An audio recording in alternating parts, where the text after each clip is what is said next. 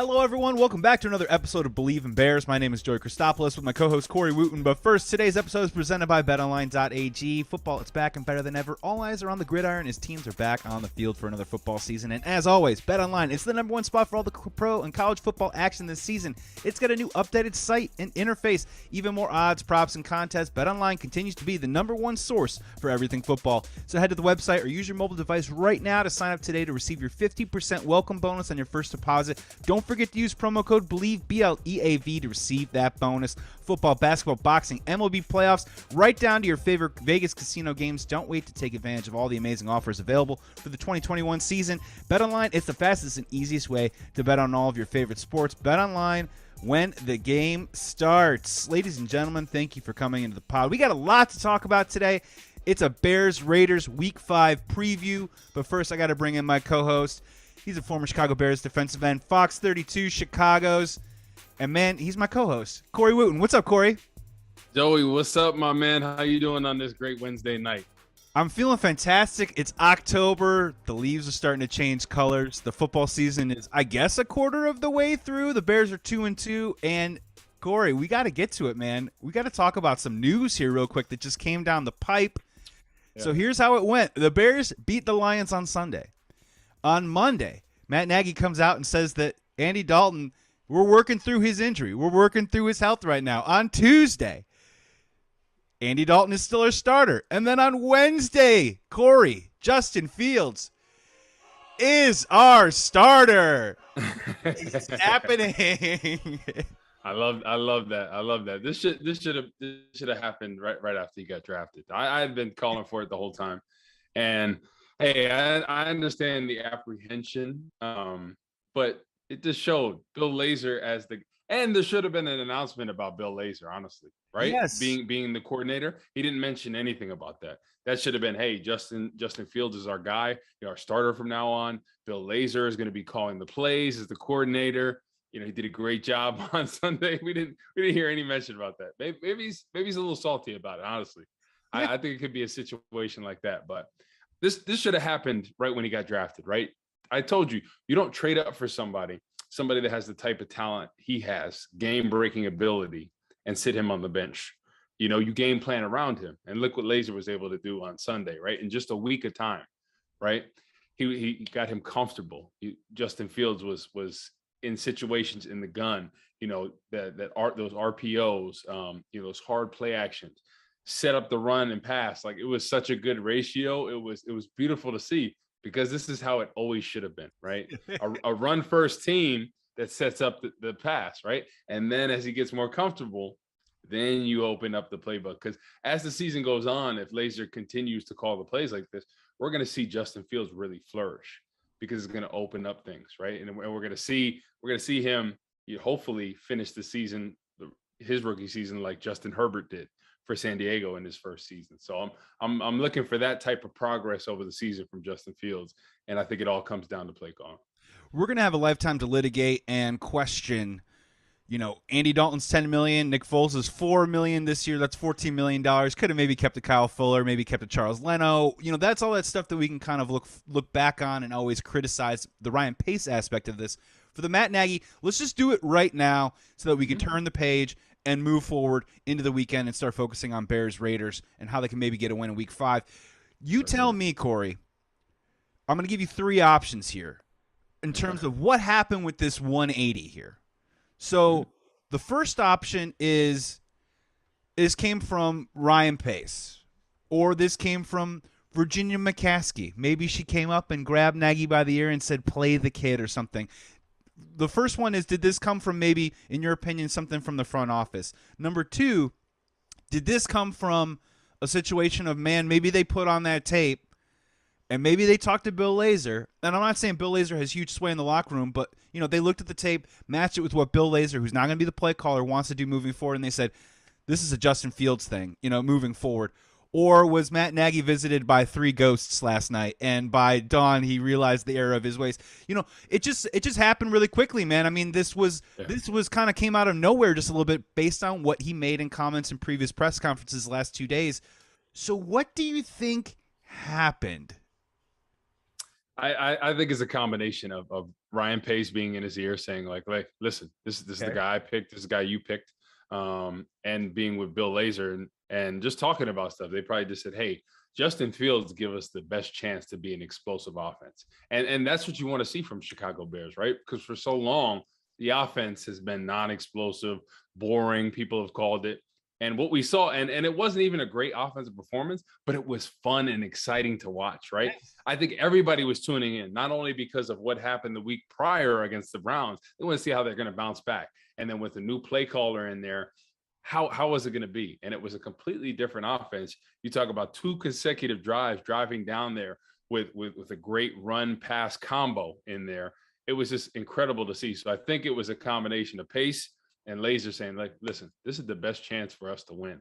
And I think Matt Nagy realized that, because what they were doing with Andy Dalton, that could work for a couple games, maybe against a Bengals but when you start getting into better opponents, teams that are going to make a run in the playoffs or for a Super Bowl, you have to have some explosion in the offense. And that doesn't mean always, having 500 yards of total offense. It means having that option when you have a quarterback that's a complete game breaker that can beat you with his feet and beat you throwing the ball. And some of those throws, like I said, that one throw that he had to Allen Robinson in there where he threaded the needle in there, that is a Hall of Fame type of throw right there. And that's what he's capable of. You just see how much more comfortable he was this week, last week against the Lions compared to the week before against the Browns. It was night and day. And that all comes down to play calling. So I think they realized, like, listen, this is the guy that we drafted, and he's going to play from here on out no matter what.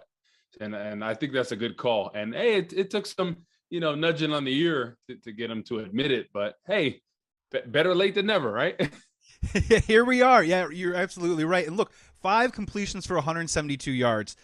I mean, it went for miles, right? I mean, just based on that performance last week and all these points that you're bringing up, too, of checking the boxes of Justin Fields, of look at the way that he just in general bounced back after a horrific Cleveland Browns performance by the entire team, when maybe he could either blame himself, maybe he could question himself, am I not ready for the league? Is it too fast for me? Well, he came back and he just looked like the same dude. I mean, didn't really look like anything different. He just came back and played his game and found a little bit of success. And you know what else is ironic about this is we look back, the road was meandering. It was confusing. It was frustrating. Maybe some Bears fans got angry along the way, but we're heading into week 5. We're 2-2. I think most Bears fans probably would have said the Bears are going to be 2-2 heading into week 5 against the Raiders. I personally thought that Justin Fields, per Andy Dalton's health, would be the starter by week 4. So it's Justin Fields, week 5. We're 2-2. Let's go, man. The rest of the season is right there in front of these Chicago Bears to make something happen. As a former player, what do you think is going on in that locker room, especially on the defensive side? Are these guys, is there a little extra pep in the step now that we know what the plan is, the course has been set, and now it's just let's roll and get better? There definitely is. And I think a guy like Justin Fields reinvigorates that locker room, what he's able to do. And as a defensive guy, when you have some time and offense is sustaining drives out there, you're able to watch in amazement. Like I remember, watching against a guy like Michael Vick early on in my career when I was inactive. Like you watch a guy like that and you're just wooed and wowed by what he can do out there. He can reverse the field, come this way, come that way. You have to bring an extra rusher. You got to bring 2 extra rushers. You got a spy guy. And that's the effect of Justin Fields. So I know these guys are reinvigorated watching him. And especially when, just like the Bears did last week, they sustained drives. 2 good first drives. It really gets the crowd into it. And then on defense, at your home stadium, you feel great about everything. The crowd's rocking. Then you're able to get a 3 and out. You're able to hold them scoreless for most of the first half, and then that gets in a situation where you're ready to go. I think people want to see him succeed. He seems like a very down to earth, humble guy. I think he has the whole locker room, and that's great to see from such a young guy, because I didn't feel the same way with Trubisky. Like I never knew exactly how people felt, but you can kind of just get a pulse about how people feel. Yeah, if I can say, sometimes it's like just being like, he's a nice guy. When someone sort of says like that gives you the compliment, but kind of just sort of falls short of maybe like a sincerity or an authenticity. It was just like, hey man, we're trying and we're hoping. Yeah. I can't definitively say that I have the belief. Exactly. And I think everybody that you talk to in that locker room, they believe in Justin Fields. I think they knew deep down about everything with the play calling, but you cannot say that and be on the team. You can't throw your coach down the river. You can't throw Matt Nagy, right? Because he's the decision maker in this case. You say something bad about him, even if you're thinking about it, good luck. You're on the next one-way ticket somewhere else. But I think guys definitely were frustrated, with the way everything was going. And I think after last game, I think they're feeling like, hey, look at this. Look offensively what we did. Look at defense. Look when we get both of them together. Look what a great team we can be. And I think that's what's been missing for the Chicago Bears since '85 was the balance of both, right? And the offense doesn't have to be a game breaker. And that's how in '85, right? They ran the football. Jim McMahon didn't turn the ball over. He passed the ball when needed. You relied on your workhorse and Walter Payton. You played great defense. And that's the recipe for success. And that's how the Bears are going to be. But I think it's going to be really interesting to see once they can open up that passing package, with the talented receivers that we have, Allen Robinson. I mean, that's an absolute game breaker. Then Darnell Mooney having his breaking out game. It was unbelievable to see. And then Cole Kmet, he still really hasn't come to his own yet, and it's going to be fun to watch when they have a spot for him. I think as the season goes on, when we get in that red zone, remember the year before, Jimmy Graham was that guy. You could already see just based on how many plays they're in there for, Cole Kmet is going to be that guy when they come in the red zone. And every team that's successful has that great red zone threat, right? And look at Oakland, how they have Waller in there. He's a great red zone threat. And I think, Cole Kmet isn't the same type of athlete like Waller, but in that red zone, he's a big body. He's athletic. He can use his body in there.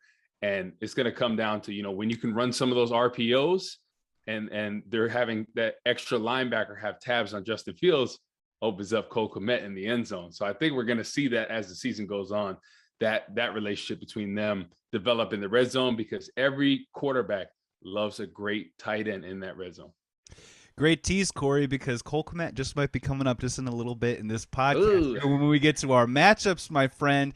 And maybe my final button on this, too, as well, is let's keep in mind, guys, that the season is long.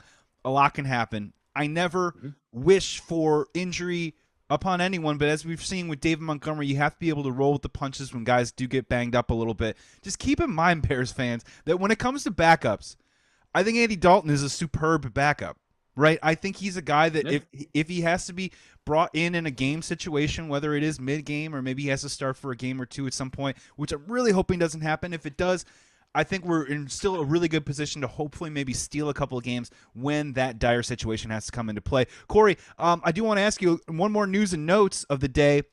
Chicago Bears made a trade. Traded a sixth-round pick for Jakeem Grant.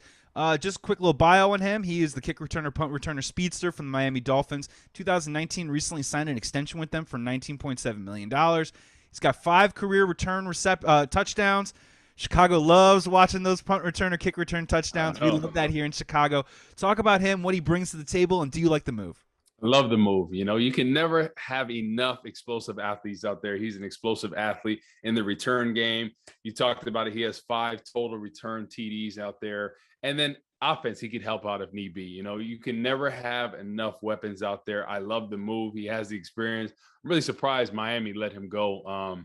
I'm looking forward to maybe him housing one in his debut. That would be a great surprise and great pickup right there. Yeah, I think in general, we've been waiting a little bit we haven't seen a special teams play in quite a while. Cairo Santos has had a quiet season so far. That third phase of the game that Nagy hinted towards in his press conference last year, this just bolsters that outfit. And kind of a follow-up question, Glenn Milburn, you played with Devin Hester. Now we got Jakeem Grant returning kicks. Does this also probably mean a heavier workload for Khalil Herbert this week? Is that move kind of sort of in tandem with what you see? Oh. And do you think maybe Jakeem Grant on those jet sweeps instead of Marquise Goodwin now? Maybe we'll see a little bit of that? Yeah, I would love to see that out there because he's an explosive athlete. But I think that's why, Khalil Herbert's going to get more of the workload.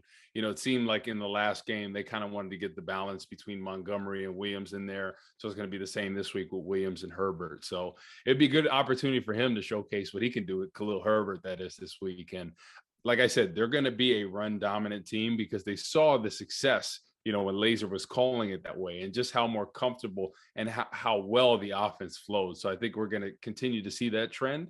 And then there's going to see where stuff starts to balance out. But you look at last week when they played the Chargers, the Las Vegas, that is such a well-called game. When you talk about, balance in there, they threw the ball, the Chargers, that is, 39 times, and they ran the ball 34 times. So that's great balance in there.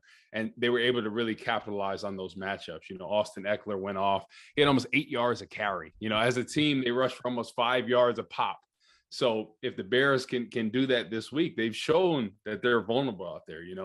Oakland, they have Rod Marinelli there, who I coach, right? He's a guy that really loves to, have his rushers get after people, right? They play the run at all, but I think he puts an extra emphasis on that pass rush. So I think they can be exploited there with some screens, some draws. Would love to see some of that in there, because I think Laser's thinking about it. He's like, okay, Marinelli, I know he really teaches you, get off the ball, and use that to the Bears' advantage.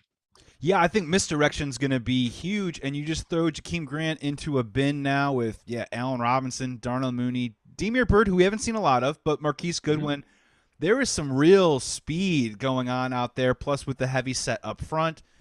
And this probably just opens up the first category of, key matchups to a victory against the Raiders in Week 5 in Las Vegas. Corey, dive in, man. What's probably the main focus that you think the Bears need to be, keying in on right now if they want to come out with a win this week? I think it comes down to the rushing battle. That's what I thought last week against the Lions, and I thought the Bears did a great job of that. But I think it's going to come down to the running back position. I think it's going to be the Williams, Herbert versus, Josh Jacobs, Peyton Barber, kind of those two against each other. I think it's who's going to run the football better, right? It comes down to them, and obviously the O-line, producing the holes for them. But I think it's going to be the battle of the running game. And you just look at last week, how much better the Bears offense was when you got the run game going. You were able to keep the defense off balance, right? And you look at how San Diego really attacked Las Vegas, right? I talked about that balance in the offense with the Chargers, and it started with that running game, right? Herbert was able to be comfortable in the pocket. They were able to really take some of those hard play action. It looked just like last week, the Lions and Bears. So I see a lot of similarities, and I think this game is playing into the favor of the Bears, especially after last week. They showed the same game plan that San Diego had against Las Vegas. So if the Bears can execute that, and it starts with the running game. And I think, like I said from the beginning, the O-line, they are catered to be road graders in there. Jason Peters, great job run blocking. Afadi was out there manhandling people. Some of the blocks, he really set the edge out there. It was unbelievable to see. So I think setting the tone early on, with the run game, the O-line, being able to move them back, right? And then the misdirection, right? In situations where you can get them off balance, right? Instead of, you think a drop back pass, throw the ends by, create that lane for that draw, or a screen, a tight end screen to Kmet, one of those type of plays. So it'd be great to see, Laser really expand that package against, like I said, Rod Marinelli really likes to teach that front to get off the football, really anticipate that snap count, maybe use some hard counts in this situation, right? Because playing for Marinelli, that's what he always stresses, right? He doesn't want people to go off sides, but when you're stressing people to anticipate, really get off the football, use that to their advantage, right? Go on 2, go on 3. So it'd be interesting to see this week if we get some offsides penalties on them, right? I'm hoping that they allow him to do that, because once you get one of the defensive guys off sides, then you have him thinking the whole time. Then he's not trying to anticipate that snap count, and then you got him. It buys Afadi and Jason Peters extra time, right? So I think we need some hard counts this week. Some of those Aaron Rodgers, go on 5. Yeah. Oh, he's gonna go right now. Yep, and get him to go off sides, and then take a shot deep. Every team's got to do that from time to time. You got to keep them honest. You got to keep those rushers honest, because they're always trying to jump the count. When I played, I would try to jump the count as much as I can. You try to listen. You try to listen to what the count is. You try to listen to everything. You try to anticipate stuff, and sometimes they'll get you on it. But most of the time, hey. You kind of get in the rhythm and the feeling of stuff. And most of the time, the younger guys, they always go on 1.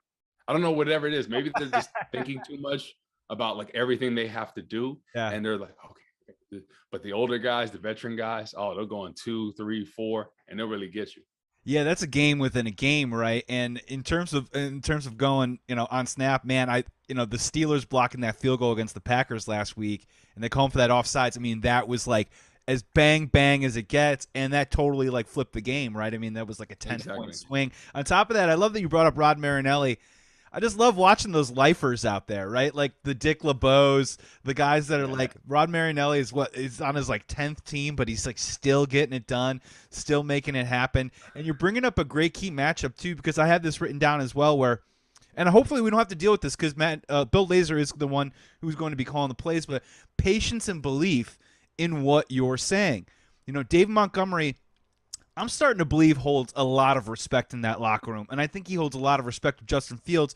And you illustrated it last week when we talked about, maybe Justin Fields isn't doing those keepers a little bit because he just feels like putting the ball in David Montgomery's hands is the most positive outcome that can happen. Now that he's not there, if we at all maybe struggle a little bit, Damian Williams, if he plays but is compromised, if it is the rookie, I hope we stick with that belief, that patience. Don't ditch the running game because maybe it's not working right away. You got to keep hammering it. You got to keep doing it. And again, it's about building that Bears offense identity. And this is a great week to do that. Follow up just real quick to your matchup. Who scares you more, Josh Jacobs, Peyton Barber, or Kenyon Drake? I think Josh Jacobs. I know he's been banged up this season. It was his first game back last week, but he's a game breaker in there. And they had trouble against him when they played him in London a few years ago. He's an absolute beast in there. And I think he's still recovering from that injury, so he might not be quite 100%. But if he gets going, it's gonna be tough to watch. But look at the Bears. Even last week against the Lions, I feel like this whole season they've really struggled defensively, really stopping that run, and that used to be one of their best traits defensively. So this week we have to see the run stopped right away. Because I'm just looking at the tape of the Chargers versus the Raiders last week, and they really got after him. They stuffed the run. Jacobs and company weren't able to do much. They held him to 48 yards rushing, and then they were really able to get after Derek Carr because Derek Carr has been hot this season before this last game. I mean, he's looked really well. The game planning, just his efficiency. He's looked. This is, in my opinion, this has been one of his best starts to date. And the Bears defense really has to stop the run. That's what it comes down to, because every game you see those gouging runs at times that you're like, oh, and it's just a momentum killer, right? And it gives them some momentum offensively, and it gives them a chance to mix up that play action pass, right? And the big thing last week was Jared Goff holding that ball, right? I thought Robert Quinn and Mack at times were great with the rushes, but there was too many times in third and long situations where Jared Goff was pumping that football, in a situation, I think, my next matchup is Sean Desai against Jon Gruden. That brings in a great matchup right there, because Desai, I feel like, has done a pretty good job, with the exception of in those critical third and medium to long situations, dialing up that blitz, right? I know he's comfortable with the front four rush, but there was a times in the Browns game and then last week against the Lions where, like I said, Jared Goff is holding that ball, taking his time, and he has 6 seconds to complete a ball that should be out in 3 seconds. So, look at when he brought Roquan Smith in there one-on-one on the running back. And then, look where he brought the safety up on that blitz, on the Tex game with Khalil Mack when he came home for the sack. That's what we need more of. I think that's a situation where, hey, sometimes you just got to dial it up, and you can't just we just got to go straight rush. You got to run some games. You got to bring, you got to bring Roquan Smith. You got to bring a safety, you got to bring a cornerback blitz. You have to disguise it, and you have to confuse them, and you got to give them pressure, because Derek Carr has shown every year of his career, when you are able to get in his face and pressure him, he folds. And not every quarterback can have pressure in his face. Not every quarterback can get hit, and sacked and still come back and have that confidence to keep going.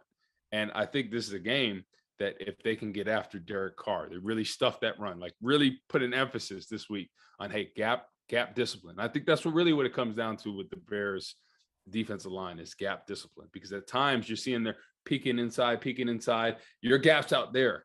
Stay here, right? When the ball commits, then you shed them. Yeah. A lot of times they're peeking. They used to say like, oh, you're trying to look over. No, you control your blocker, and then when the ball declares, then you shed. We see too much of them peeking and doing the job of somebody else, right? Everybody has a gap. Everybody has a job. And the Bears defense, they haven't been executing that in the run game. So they need to do a better job of that. And I think it comes with gap discipline and just staying true to your assignment. That's some great stuff right there. And, keep in mind, the bright spot is the Bears are tied from the NFL right now with 14 sacks. But I think what you're getting at right now is, I think it's more that they call it inside baseball, but we're going to call this inside football in this particular situation, because that's what I saw with Derek Carr last week. Was once the heat started getting in his face a little bit, he wasn't able to just toss the ball up to Henry Ruggs and whatever. They weren't able to do what they wanted to do. Their offensive line, it's been a massive turnover in the offseason. I think this is a matchup that the Bears can definitely take advantage of. And like you're saying, in those moments when it's third and medium, third and long, the advantage is for the defense. Yeah, dial that up. The advantage is for the defense there. That isn't a moment when a quarterback should be able to stand back there for 5 seconds and figure out what he does and what he should be terrified to be like, if I don't see my first or second look, I either got to throw it away or I got to bounce out. Thinking of all these different scenarios because they're bringing it in, they're bringing the heat coming. I think the Bears did okay against the Bengals with the run. Rams didn't even run the ball, a lot at all, but they didn't really get that pass rush either. And then the Lions was a little bit more on the disappointing side. And you're right, man. Over the years, even when our defense is bad, we can still hang our hat and stop in the run. I want to ask you another question real quick. What do you do with Darren Waller? I mean, the dude's amazing. I mean, amazing to me, to the novice. He seems to be pretty unguardable. In your opinion, what do you do? How do you game plan? How do you scheme to maybe not stop him, but maybe try and contain him?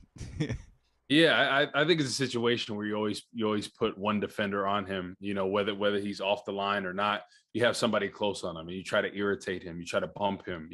Anytime he catches the ball. But who is that? It's not Roquan, right? Like, you put a nickel on him? No. Is that like a Deion you put Kelly kind of thing? Yeah, you put like a Deion Bush on him, and you just annoy him.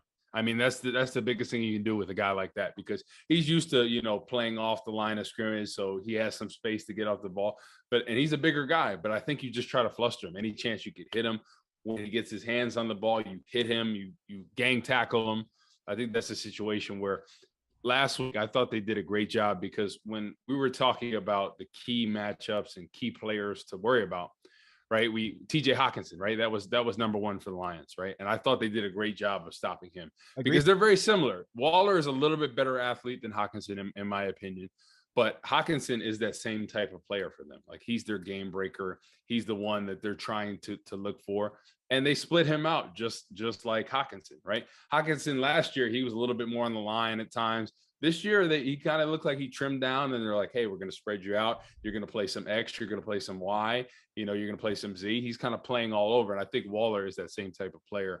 So I thought they did a great job, really keeping him at tabs, Hawkinson, that is. And I'm hoping they can do the same with Waller, because, when he really gets going, that is a tough matchup. But you just got to fluster a guy like that early on. You got to hit him. And most of these receivers and tight ends, they're kind of prima donnas in certain things. They don't like to get hit. It's not the old give it school to him, Corey. Give those offensive players some guff, man. Yeah, exactly. Those tight ends, they want to catch the ball. They don't want to block. They don't want to get gritty over there. Like that. I think it's a situation, where if Roquan has a chance to hit him across the middle legally, you make him feel it, right?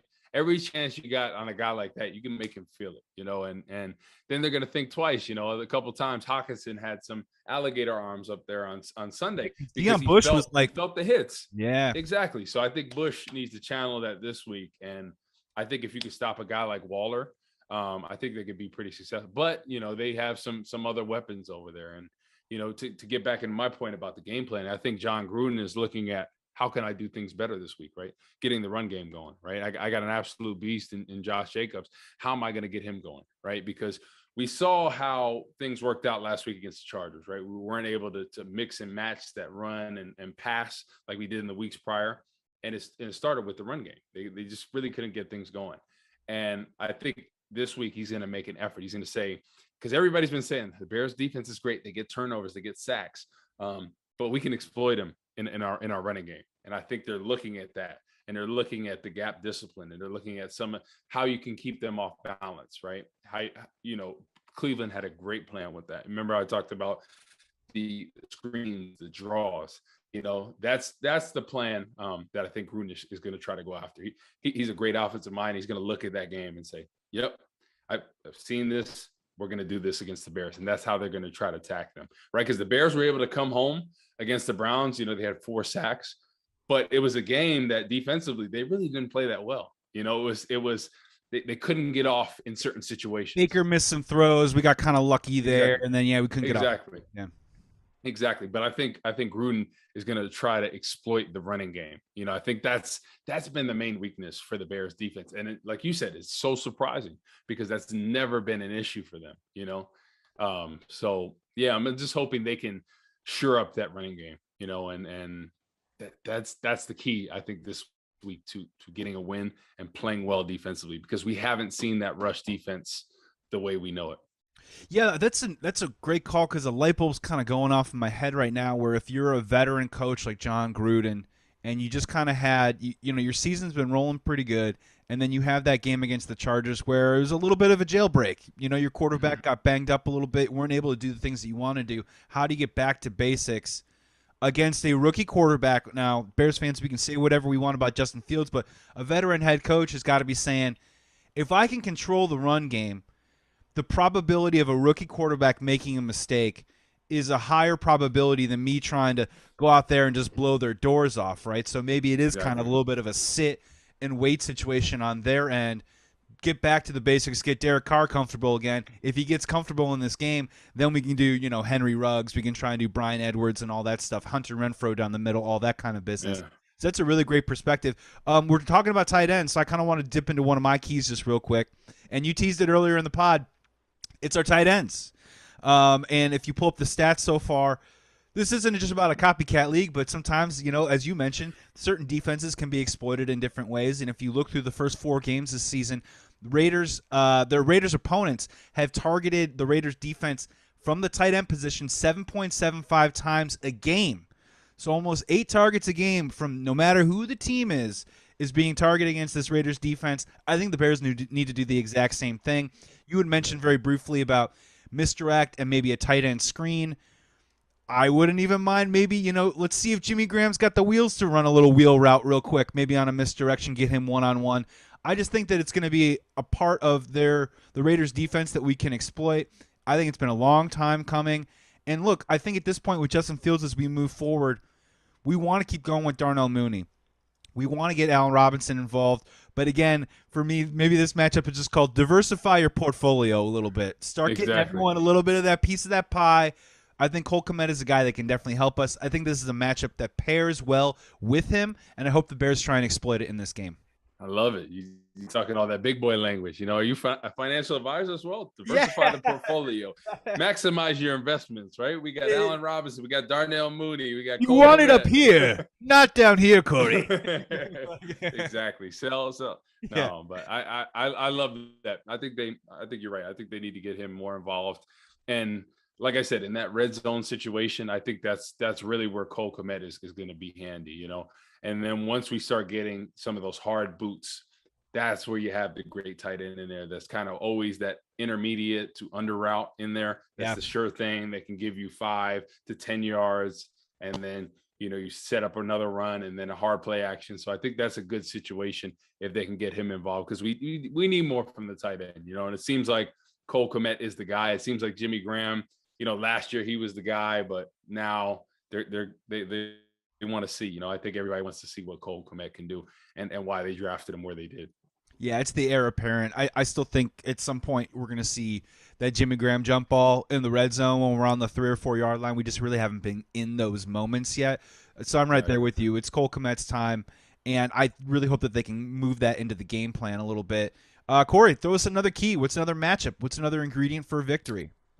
Yeah, I think it comes down to, stopping the receivers. They're a talented group. I mean, they like to mix and match. Yeah, they're fast too. I'm scared, Corey. I'm scared. Yeah, you look at, most of those receivers have, almost 300 yards each, throughout the course of this season. So it just shows how, Carr is able to get them each involved. And, I think when it comes down to it, like stopping them, I don't think it's more about coverage. I think it's just more about pressure, right? I think that's the key, because when you make him uncomfortable, like I said from the beginning, it makes everything harder for those receivers. Like Derek Carr in this game, he threw for 196 yards, right? His lowest this season. And I think it showed because of the pressure. Like they had such a tough time against Bosa and company. Like they could not protect. And when you get Derek Carr uncomfortable, right? It doesn't matter if they ran perfect routes out there, right? Ruggs and Waller, if they're running perfect routes, it doesn't matter if you have pressure in your face. I mean, pressure cripples most quarterbacks. They're over there, they're nervous, they're panicked. The ball comes out quick. Like look at last week, that fourth and one in the red zone, right? When Detroit was driving at the end of the game. It wasn't even that much pressure in his face coming from here on the blitz. I think it was Roquan or a linebacker. And it was 4th and 1. It should have been a routine throw, and Jared Goff just threw it to the ground because of that illusion of pressure. Yeah. I think Derek Carr is that same type of player, and I think it comes down to the pressure. Obviously we have to be assignment disciplined. Like can't be like the Rams game where we gave up 14 just on some bad coverage. And I think they've ironed out those wrinkles, and I think they're on the same page now. Ooh. I think they're doing a great job covering, and I always said rush and cover works together. That's what Rob Marinelli had always taught us, rush and cover, right? And I think it starts with the rush.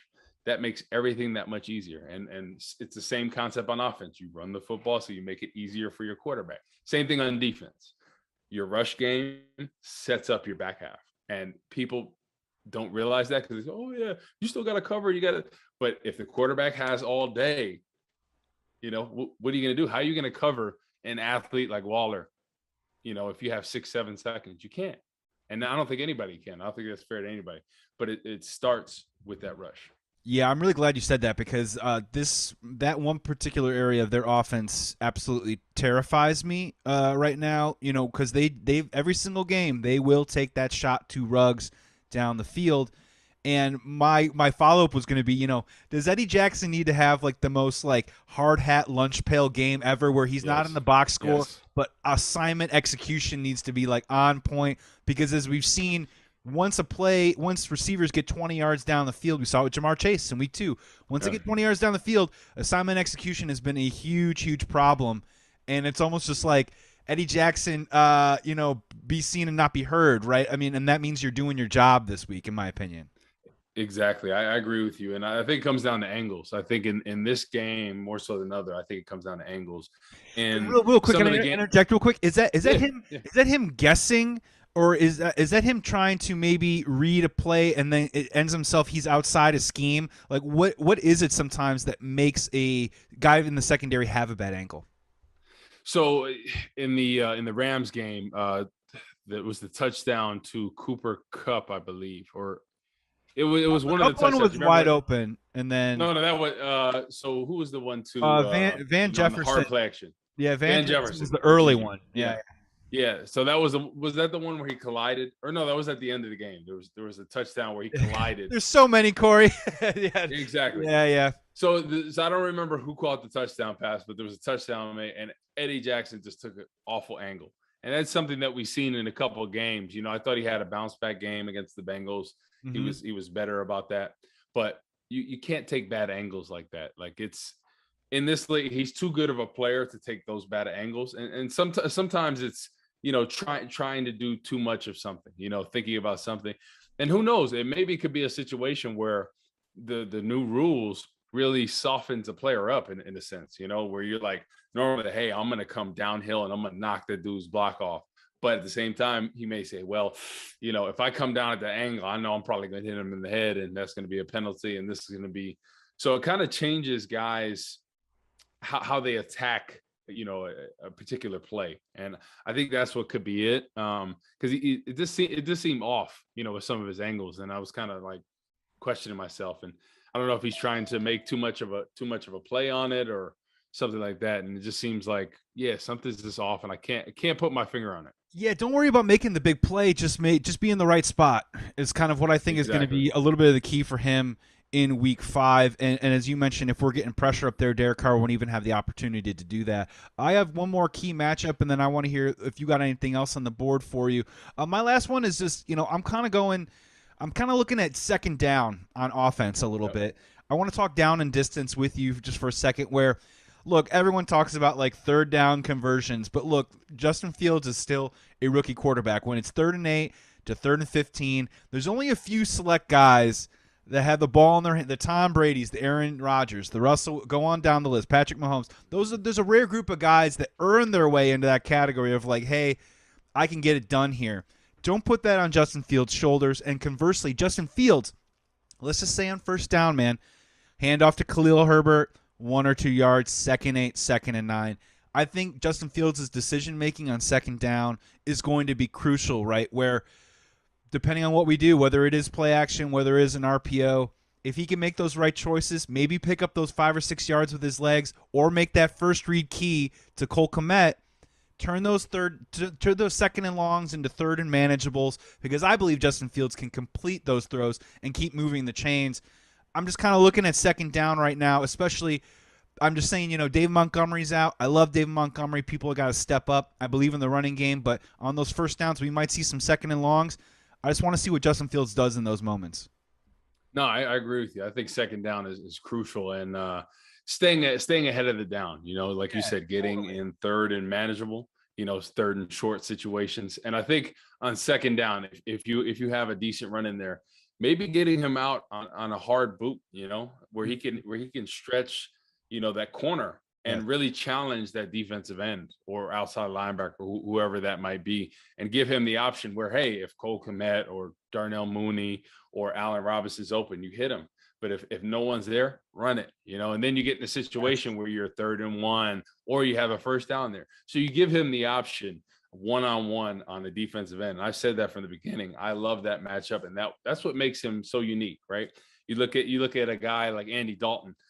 That's not really that scary of him. Andy Dalton can run if need be, but that doesn't really scare you, right? He tried, Corey, and now he's not the starter anime I'm sorry, Andy. That was a dig. But it's true. But yeah, defensive end isn't losing sleep over chasing Andy Dalton. I'm just being honest with you. But Justin Fields, I mean, that's a nightmare matchup. And playing for Rod Marinelli, I know this week he is changing the way these guys are rushing, because when we played Aaron Rodgers, he always did that. In that left defensive end, he's telling him, hey, you pick a point and you hold contained. You do not let him outside, right? And it's almost like a win as a rush. Like Marinelli thought it was a good rush when you just keep him contained, even if you don't come home, even if he's holding the ball a little more, because they're worried about the damage that they can do on the run. And what that can include down the field to a guy like Allen Robinson or Mooney deep, because when those plays break down, that is a nightmare for a defensive back. You're asking him to cover for 6, 8, 10 seconds, and I don't care how talented you are. If you're Jalen Ramsey, you're Deion Sanders, you are not covering a wide receiver for 10 seconds. That's not happening. So I know Marinelli that's his plan. That left defensive end, Justin Fields' right side, he's really setting the edge over there. And that's how he's telling them. And I'm hoping they can exploit some of that, with maybe some of those draw plays in there where it really can open up things, that gap in between the guard and tackle, that could really open up stuff right there. So I'm excited for this, because I think it's going to be a really good game by Justin Fields, because I think he has the confidence knowing that, hey, I know I can do this in this league. I now have a coordinator that trusts me and can game plan for me, He's excited to call for you. And he's going to put me in a position to succeed, and I think Justin Fields looked at that film last week on some of those balls he should have pulled on those RPOs, and he hits that corner and he's got 15, 20. So I think they're going to see that. And just the illusion of that, like it's a nightmare. I know Oakland or Las Vegas rather. I'm so used to saying Oakland. It's okay. They're losing sleep. I know Marinelli, and he is losing sleep over this matchup. Anytime we played a mobile quarterback, it frightened him, and I know he's thinking like, hey, we have to do this and this. So they're going to be very disciplined on what they do. This is a matter of us going out there and executing. Corey, throw us a couple more matchups. So what else you got? Empty the chamber on what you think is going to be key for the Bears to win against the Raiders in Week 5. Yeah, so I don't think it's a particular matchup. I think it's just starting fast, like they did last week. I think it comes down to, you know, being able to score early, on a first or second Yeah, drive, which you honestly, know. just real quick, has been a really one of the strong points of this team so far, right? I mean, we Exactly. took it right down the field against the Rams. Andy threw the pick in the red zone. Game 2, Andy takes him down, touchdown. Game 3, Yep. Justin Fields still takes us down, Two and we kick a touchdowns. field goal. And then Detroit Lions, 2 touchdowns, first 2 possessions, man. I'm with you. Exactly. So starting fast, I think when you start fast and if they get the ball first offensively, going down there with a score, Take it. I think it just brings the confidence over there, especially for a young quarterback.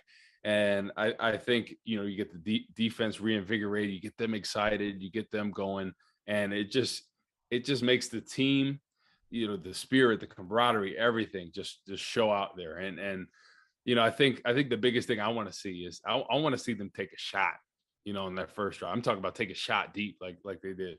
I want to see like how they started out that second half against the Lions, with the hard play action. I want them to do a run play and then set up that hard play action and take a shot. I want to see a 30, 40-yard, 50-yard bomb. Take a shot, keep them on, keep that defense honest. I feel like you have to, and Justin Fields has the arm strength, and the Bears, we haven't had speed like this in a while. Yeah. I think this is one of the fastest receiving cores I think that we've seen, from top to bottom. And I know Devin Hester, was there and was a receiver, but he was kind of like that in between, playmaker. Johnny Knox was an explosive guy. Love John. Um, but we as a whole, we didn't have the same speed. So I just think you got to take a shot early on and just keep them honest. And think about that, right? You run the ball, and then you take a hard play action fake. I mean, there'd be nothing better just to see a opening drive, long touchdown, to Darnell Mooney, Allen Robinson, Marquise Goodwin, he's a Yeah. game breaker. He's in the Olympics. Like, come on. I want to see them take a shot, early on just to keep that defense honest. So start fast, get a score on the board. Defensively, the same thing. Really stop that run game because they're going to come after you with everything they know. They're going to come out with 2 tight ends. They're really going to try to get Josh Jacobs going now that he's healthy and, free up Derek Carr because they've shown that, when there's too much pressure on them, when we can't get the run game going, it's a nightmare for any quarterback because you can't mix and match. They know what you're going to do. You have the offensive linemen in those obvious pass stances. So, the Chargers, could gear up and pin their ears back for that rush. So they want to avoid that. So they're going to really try to make an emphasis on there. So offensively, defensively, starting fast, getting the stops, getting the ball back to Fields and controlling that clock, and sometimes it comes down to just sustaining some drives. It doesn't necessarily mean a score every drive, but having 2 or 3 consecutive first downs, and it keeps the defense fresh. It gets some rhythm in there offensively, and it just makes for such a better, because the Browns game, that was tough for the defense, and I thought at times they did a pretty good job, but when you have so many 3 and outs, it gets tiring, and the defense is all in their head, and then it becomes a thing where you can't really stop anything, and they keep you off balance. Yeah, even if you don't score on the drive, you get a couple first downs, you're still making Derek Carr go 80-plus yards multiple times in a game to continue to score points. Keep stacking it on them like that. In regards to the receivers, yeah, if you go look up the game logs, the Raiders, in terms of statistically, they've done pretty well. They're in the top half right now in terms of defending the wide receiver position. But if you pull it up, you were talking about that speed, Corey.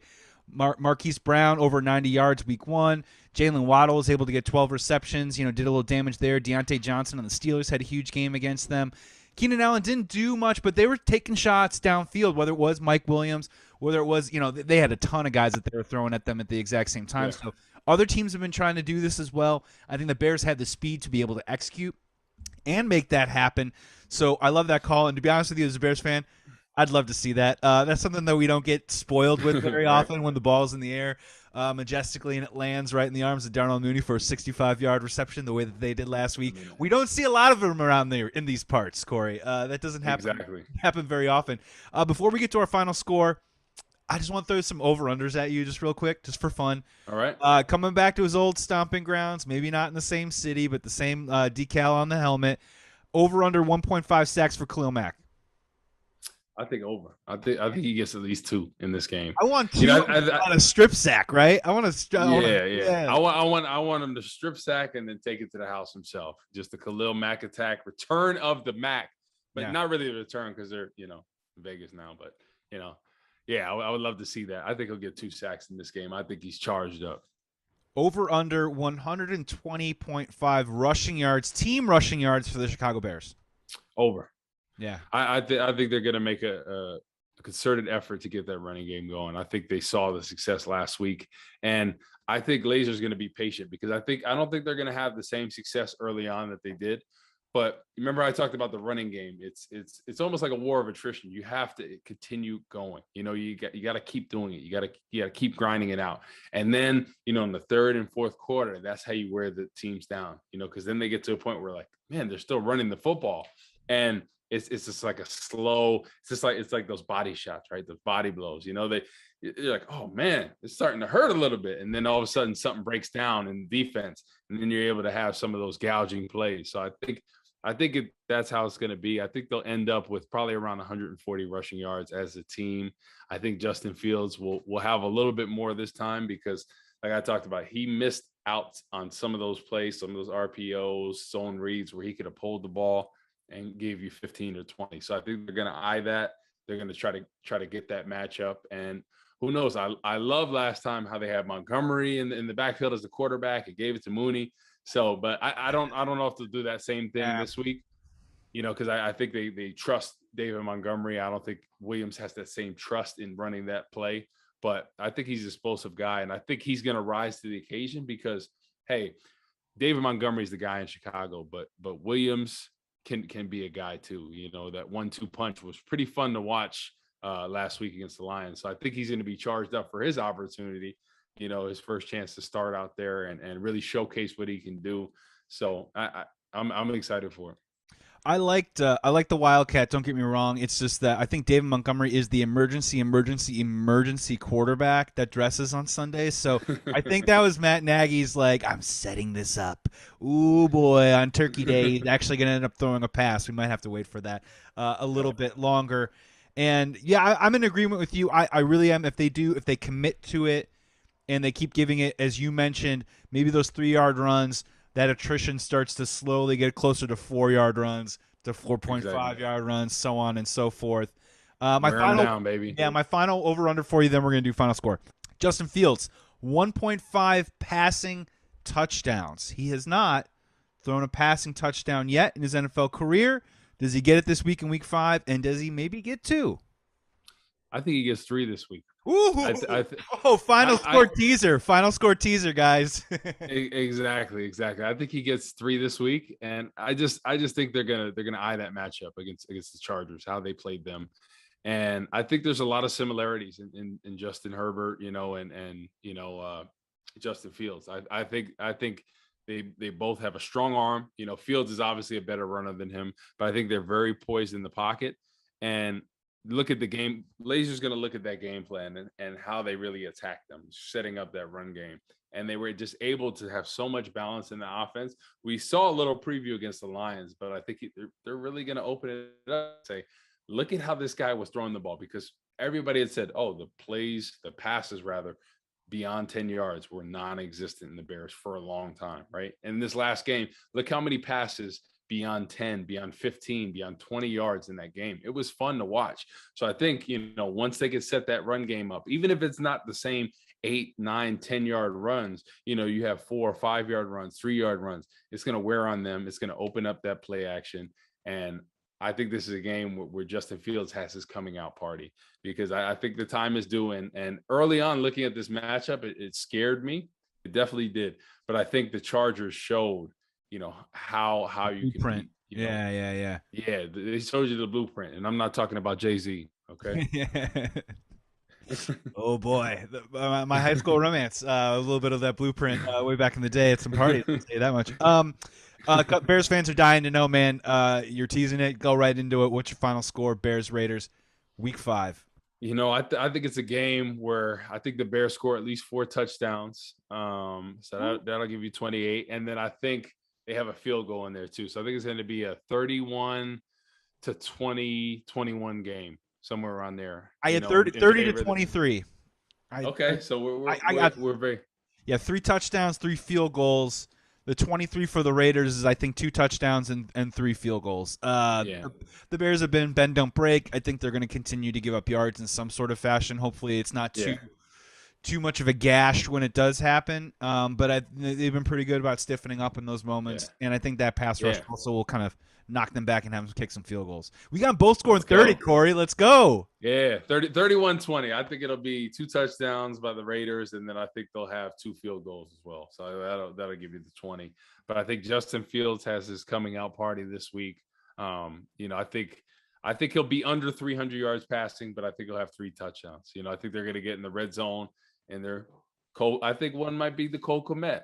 Then I think another might be to Allen Robinson, and then I think there's going to be a game-breaking touchdown, one of those deep ones when they take a shot, and I think my man Darnell Mooney, that's going to be him. So I think that's the recipe for the touchdowns right there. I think Justin Fields really going to come into his own this week and really showcase what he can do. I think he's going to be better running the football as well, and it's going to be fun to watch when everything with him and this offense comes together. I mean, it's going to be something where everybody tunes in, and they're going to start flexing these games. They're going to give them another Sunday night game. I'm really excited about this, and I think every fan, whether you're a Chicago Bear fan or not, is excited to see Justin Fields and going to see his growth this season. Corey, you got me excited, man. I want this game to happen right now, dude. And I hope the listeners feel exactly the same way. Yeah, I'm going to go Cole Kmet touchdown. I'm with you on, I think, maybe in the 250-ish area, all-purpose yards for Justin Fields. I think maybe this week he does get in that 30 to 40 rushing yard category and stays in like the low 200s. But again, those things don't care about numbers, guys. Just care about what those numbers do in those moments. So if it's a Darnell Mooney 75-yard touchdown and it's huge and he only, only gets 210 yards, I mean, those things are effective. And Justin Fields has already shown you don't need to throw a ton of passes to be making huge dynamic plays out there on the field. This is our Bears Raiders Week 5 preview.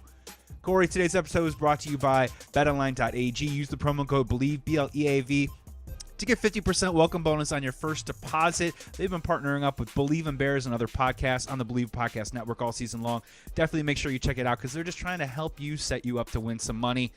Corey, Joey Sports Guide, Instagram, Twitter, Corey Wootton, COREY, WOOTTON, 2 O's, 2 T's. Those are our socials. Corey, man, take us home. Great preview episode, man. We're ready to get it. And everyone, make sure you come on back because on Monday we're going to be doing a post game for Bears Raiders and hopefully a victory post game. Man, I'm excited for this game. Like I know the fans are, like you are.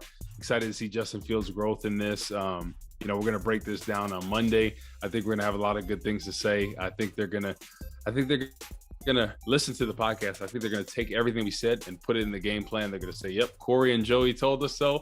And you guys are going to see that we know exactly what we're talking about. And you can tune in on Monday to see the game plan executed the way we want to, because we called it the week before and we saw what must happen. And we know what's going to happen this week. So you might as well call us Nostradamus. So, we know how to call him.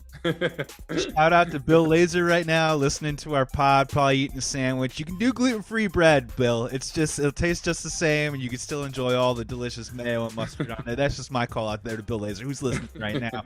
Thank you so much for checking out this pod, everyone. Make sure you like and subscribe. Tell some friends, bring it into the circle here.